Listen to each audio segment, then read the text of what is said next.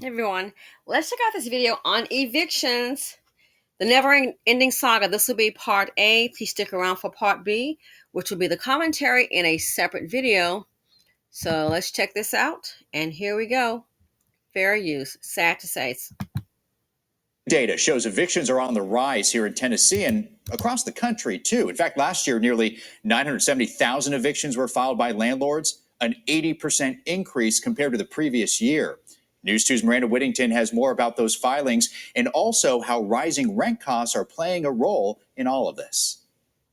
The Music City can be quite alluring to those who visit Nashville.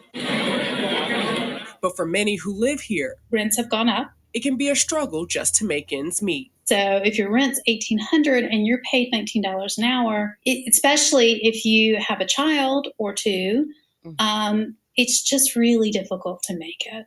It's these and countless other stories Lisa Woodley and her staff at Rooftop Nashville hear on a daily basis. In 2023, we've had 1,363 applications. Woodley says over 1,300 people have asked the nonprofit for rental and mortgage assistance, totaling to nearly $2.6 million this year. I think it's going to get hard. I think it's going to get really hard. For the last several years, Princeton University has been tracking our nation's eviction crisis through their research center called the Eviction Lab. Just this month, over 1,200 evictions have been filed in Nashville. Nearly 13,000 have been filed in the past year. These data do represent real people really suffering.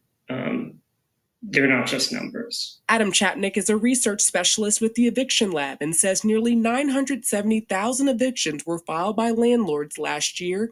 Cities like Nashville saw filings were worse than the pre-pandemic level. Having this data really shows us what policies we can put in place to help people stay in their homes. Chapnick says with COVID protections lifted, rising rents are now playing a large role in eviction filings.